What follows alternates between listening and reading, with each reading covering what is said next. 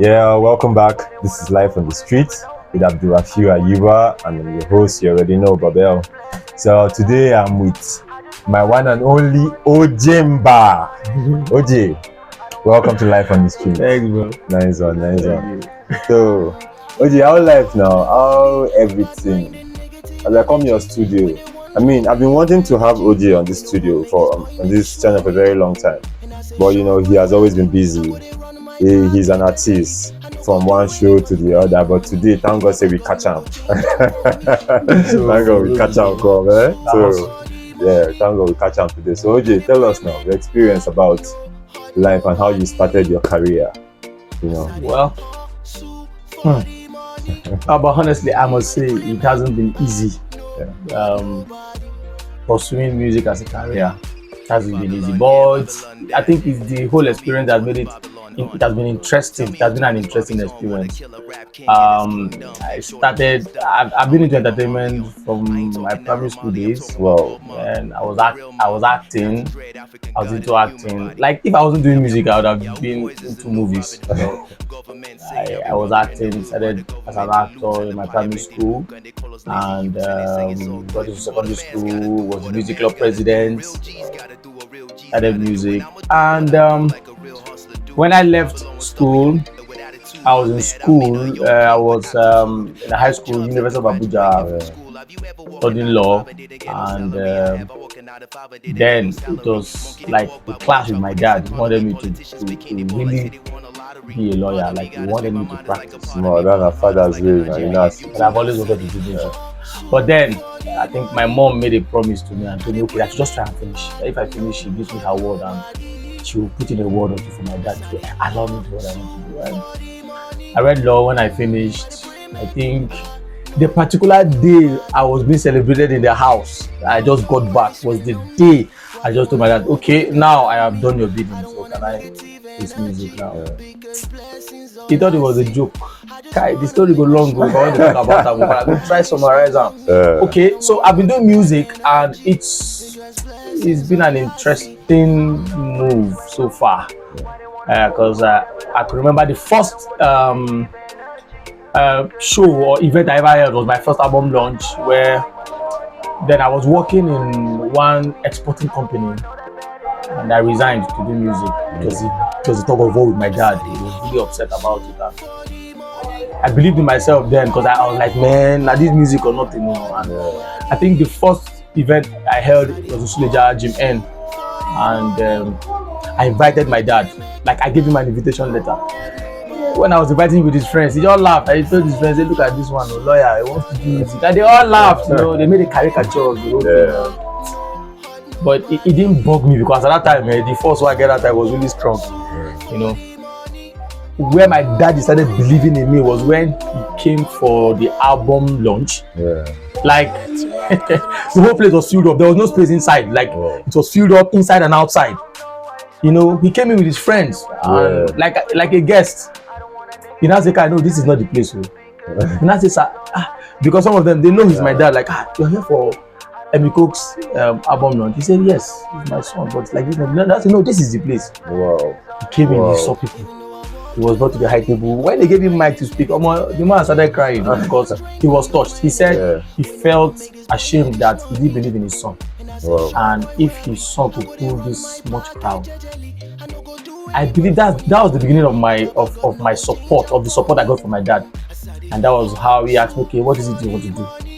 Okay, after the album launch, he felt so proud and he said, okay, what do you want to do? Do you want me to open a studio for you, or you want me to shoot videos for you? And I said, no, open a studio for me. I just want to learn how to do music professionally, and voila, that was it. And that was how I got a studio. My daddy set me up. It was like, okay, make I settle him. I think that was how my daddy settled me actually. That's nice, man. And so far we've been on it, and I think it's been fruitful because I live with it. That's my source of livelihood. So what kind of music do you do? Well, fortunately for me, I do all kinds of music. Wow. I do Afro-pop, I do high life, I do rap, I do reggae, and I think I do all genre. Like I do all genre. As crazy as it is. But you don't rap, do you rap? Of course I do. I do Wow. rap. Okay, yeah, that's true. Oh. I forgot there's this challenge, MI challenge. Yeah, I think I was there. I remember. See, I thought they asked you what kind of if you rap. I forgot, man. Guys, crazy. But that MI challenge, you nailed it because people talked about it very well. How did you get that inspiration? I was just in the studio and was it Aziz? Of course, it happens. It happens, yeah. Most times I'll just be in the studio. Some of my guys will just send a link, say, "Come, guy, there's a challenge. I want you to do this. Guy, do this." And I think it was either Aziz or Softlands sent me the link, say, "Guy, I beg, I want you to drop a line or two on this." And I said, "Okay, I'm busy now in the studio, but when I'm done, I'll listen to it." And when I listened, I'm like, "Okay, wow, this is nice. Let me jump on it." And that was how I got to know about it, though. And I jumped on it. It was the guy. That was the main guy. So, you're married? Yeah, I'm married with 2 kids. Oh, two. Wonderful, intelligent, and smart looking kids. Wow, nice one. So, what do your wife think about your music? Because I know, say, when you come out like this as artists, go shows, girls they rush you now, bobo and everything. When you were with her, did you have challenges of you having all this kind of problems, like girls coming after you, or does she really think about those things, or does she disturb you when you go for shows? Well, that free? I think I'm privileged to have the wife I'm married to. As crazy as it sounds, yeah, I think she's used to it. Yes. She's used to it. And I'm also used to the fact that there's always been stalkings here and there on my social media. Like I think it's kind of like a normal thing now. If I'm not mistaken, kind of like a normal thing. I'm used to it. And for her, she doesn't really see it as a big deal, though. As crazy as it sounds, sometimes. Sometimes that she dey pitching. No, I'm going somewhere. Sometimes that she dey pitching stuffs. She go like, "My love, see that fine girl? Maybe they like fine girls. See that fine girl, like, I beg, forget that thing." Like she doesn't really care. Well, probably because she knows me to an extent, though. And I think placing priorities has always been my goal. She knows that there are stalkers. She knows even before we got married. She knew about it because during the marriage foundation class, she was told, like, "Can you cope, with what this guy does?" And with a whole lot of people, she just smiled. Like, "This one, I know him." It's not like she trusts me 100% to say, "Okay, maybe this one, no fee, they push you like my mind to go through where," but she just knows that, that, yeah, I'm human, but I place priorities. That's cool. I appreciate that fact. That you say your wife understands you and everything. But I want to ask, there's this question I've been wanting to ask. It's crazy. People talk about it. They're like, I am friends with my ex. When you were dating your wife, were you friends with any ex? Well, I won't say I'm friends with my ex, but I'm in good communication with my ex or with my exes. Let me put that way. Whoa, exes. Of course. Nigga, you guys are exes. Life on the street, you have to be honest now. Don't be lying. Nobody really pass. Nobody. Well, the thing is, I'm in good communication with them. Like, we don't communicate all the time. Once in a while, like on social media, maybe I post the stuff, they comment. That's those kind of communication. Sometimes once in a while they put in the call. Would you be comfortable if you were dating someone and then she invites, maybe you and it's a birthday party, and then you're the one taking her out to the birthday party now, and then she invites her ex to come and join you guys? Like my wife inviting her ex? For her birthday party. Honestly, I don't have a problem with it. Because I've had times where I think it all boils down to understanding and communication, dialogue. There was a time where I think then we're still dating, where she was in the office, and I think her ex also invited her for lunch or something. She called me. One of my ex invited me for lunch, or I didn't know if you're cool. I'm like, fine, go. And I said, really? And I said, if you didn't tell me, I wouldn't have known. Yeah. But you accorded me the respect by telling me. Yeah, After all, we are dating, I never marry you. Yeah. And I think that struck a chord. Yeah. To me, I just feel it still boils down to dialogue. To understand. You understand it. If I don't feel cool, from when they tell me, if I don't feel cool about them, I go say no. But I didn't see any need about that. Like, I don't have an issue with it though. So if she invites her ex for her birthday party, the more the merrier. We'll go flex am now. But of course, after the party, now me carry am come. Now me go carry am go house. So I don't get issue with that one. Seriously. Like, My man. It's a free world, man. It's a free world. It's a free world.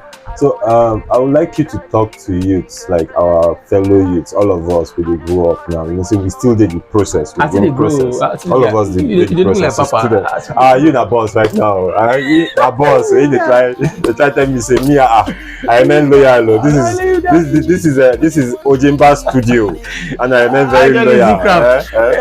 Say I'm now. Yeah, E-kraft Studio. E-kraft Studio. E-kraft. But I mean, this is my name, man. Ojemba. A royal man. Is royalty.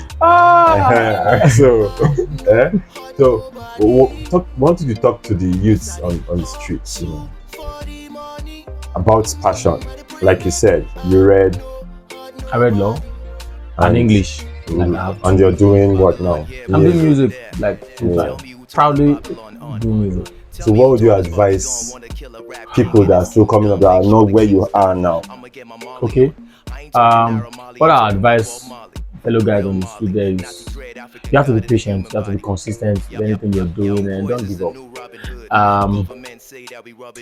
If you have a passion, like one of the ways you know your purpose of existence is know your passion, know what you're passionate about, and try to put that passion on a mission.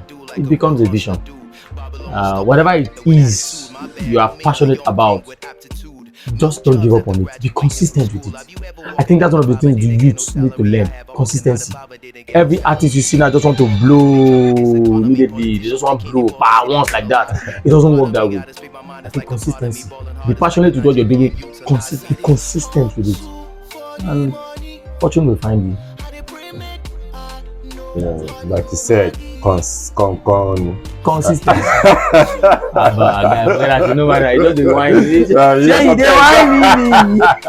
Sometimes your tongue will not be our fault.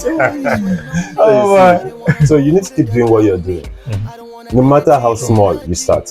As far as it's from a drop of water, you get a full basin of water. That's all for the entire ocean. So you get me from there. Thank you, from the entire ocean. So you understand. So we need to understand ourselves, and let's not look at the other person. That other person gets him own as they start. So you cannot start like him. Yeah. You have to start like you. The original you. That's what people want. They don't want a duplicate of someone else. See what I'm saying? They don't want a duplicate of someone else. So let's think about what we want to do and bring it out and do it. And today Ojemba really gave us a very nice tip of how life is supposed to be. Like he said, he went to school. After school, he went to his dad and told his dad, I am done with school and what's up, what's happening? Music is my calling, man. This is what I want to do, fam. And the homeboy still did not believe in him anyway. But until he came to his album launch, I think I had to prove myself. He had to prove himself. And I think I have to quickly say, Ojemba as a name was like the name I started off with as a producer, and now as an artist I'm known as Emmykokz, and as a producer I'm known as E-kraft. That's Emmykokz Kraft. And like he said, I had to prove myself to my dad. I had to prove myself, and it was because I was consistent. Like over the years, I got to discover something. Like there are times that it doesn't really get rosy. Like it wasn't really rosy from the beginning, but I didn't give up on it. And so far, it's been blissful. Honestly, God has been faithful. I don't go lie. God has been faithful. Like it's been wonderful. You know, doing what you love and getting paid for it. Like I tell people, like I just get paid to catch fun. And life has been interesting for me. Yeah, it's always interesting when you do what you love and what makes you happy. It's not like you're doing it because people are doing it. Nah, you're doing it because that's the line that makes you happy. That's where you can get paid. That's where you can get paid. So you get me. So we could just understand ourselves. And again, one thing, if we find ourselves in a team, Yeah. what do you think about team playing? Okay. You know what they say? Two good heads are better than one. I think as a team, you will go farther. When you walk alone, you might walk faster, but you will not go far. But when you walk with a team, you will go farther, and it will make things easier, and you will get a better result. Better So I think result. teamwork it's golden for me. Teamwork is superb. So you really need to respect your teammates. Be a team player.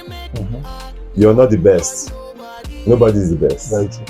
Nobody is the best. We are all students. Of Like you course. said, why I call you boss? You say no. You so you see, my guy refusing boss ship. So you get Make it take because I know that. I agree. I refuse the bullshit. My guy refused the boss ship. I take the And follower. that boss in bill, I but take he the refuse No, am. yeah, I refuse. I take the follower. At least I can follow and It's always and learn more. good to follow and learn. It's always good to follow and learn. Yeah, true. Because if you say you sabi pass, it go pass you. Nobody know all. Then you respect your teammates. No matter how small the person they contribute to your team. Very true. As far as a teammate, Everybody is important. in that team. Respect them, give them their own plus. You understand me? Yeah. It should be we did, not I did. Yeah, true. True. Yeah, that's very true. Because I think in the time past, I won't have been able to get to this level without God given wonderful friends that I have that has built a team over time with me. Honestly, I must say, I cannot be able to call all of them now, but men likes of Two Blaze, Isaiah the Bomb, Pastor Paul, many more. Like these guys, especially Two Blaze, they are guys that they are always there. Like they've been of immense support to my growth. Okay, like for every event I've held, like these guys are the powerhouse, and of course I won't deny that fact. Like they've been supportive, and especially my mom. I tell my mom I want to do Blessings to our mothers, man. As I want to be shoemaker. As I want to be shoemaker. She goes, okay, how do we buy that patako? My mom is always like, I mean, she's always been Blessings supportive. to all those women in our life. Very true. Very true. They are the backbones. So I think teamwork. Blessings. Yeah, teamwork. Yeah. You go further, like I said. Teamwork. So well, thank you for having you in our channel today, in our studio, in our event, in our everything. It's a privilege anytime. It's a privilege anytime. And thank you for coming around, because I must say I've been seeing your growth. I must say, live on the street, like I knew how it all started. I've been seeing the growth, and I must say I'm impressed. I'm impressed. It's really a huge privilege to be part of this.